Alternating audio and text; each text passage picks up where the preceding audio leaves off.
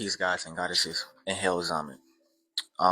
There's a content creator on here named Tony the Black Leader, I believe. I'm gonna tag him in the caption section, comment section, whatever.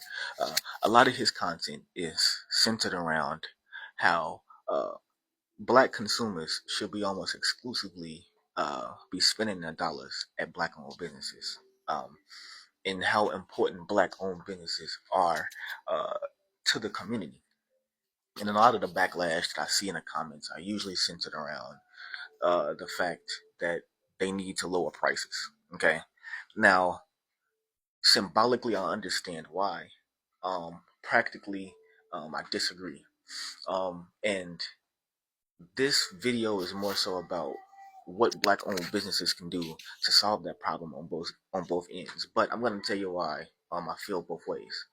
Uh, the reason I disagree, in a practical sense, is because let's be real, black Americans boast about how much money they spend in white owned establishments, whether it's clothes, whether it's food, a car.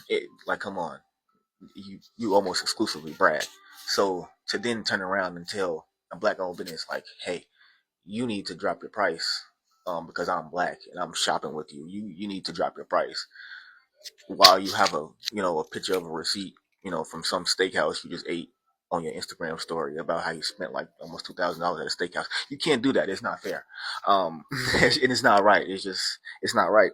But I do agree symbolically what you are trying to say, but you can't necessarily articulate. And that is the black-owned business.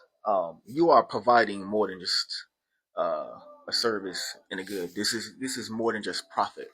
If you are a if you are a black business owner, and the only reason that you open that business is because it may have been some type of niche and you can make some profit for it, you are in fact not deserving of having a black owned business in that community.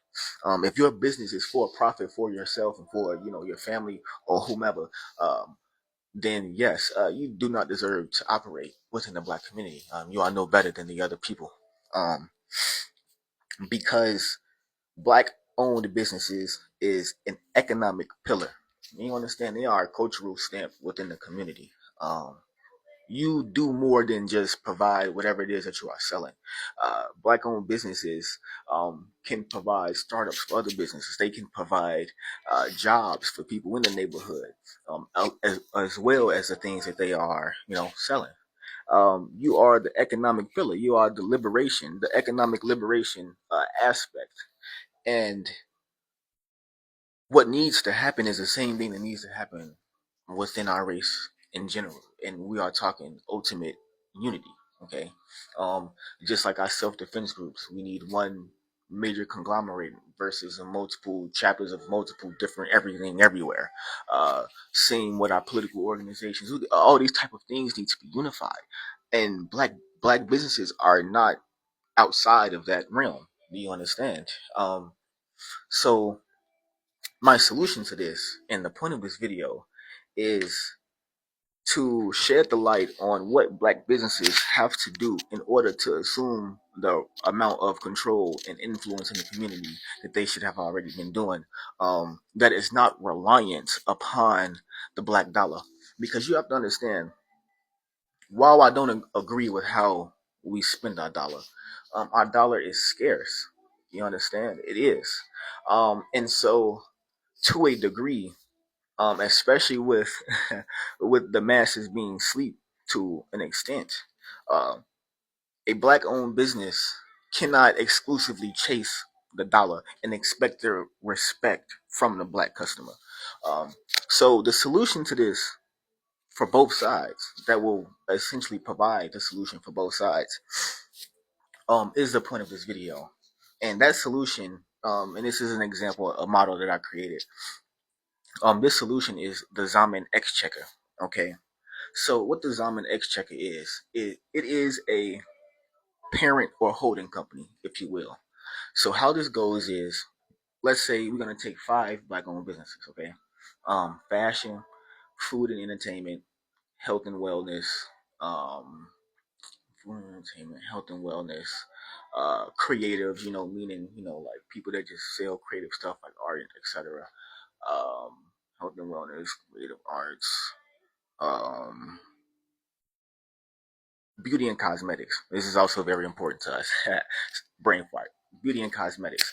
So we're gonna take these five businesses, five small black-owned businesses. Okay, small businesses do not qualify for bigger loans and bigger contracts, and they are not able to obtain warehouses and things of this nature. And most of it, revolves around the fact that a small business has one stream of income, and it's probably very extraneous. And so, separate these five black-owned businesses and business owners and entrepreneurs will struggle. Okay, and they won't have any real economic influence in the neighborhood. So what needs to happen is um, under the Zamint Exchequer, okay, under the parent company, these five black-owned businesses will relinquish 10 to 20% of their ownership to the Zamint Exchequer. So what this now becomes is these five black-owned businesses are now subsidiaries of the Zamint Exchequer, and this creates a unified economic bloc. Okay, because now they are not one business like they are not one individual business. They are five businesses under one major company, which means they now have multiple streams of income, multiple share assets, etc.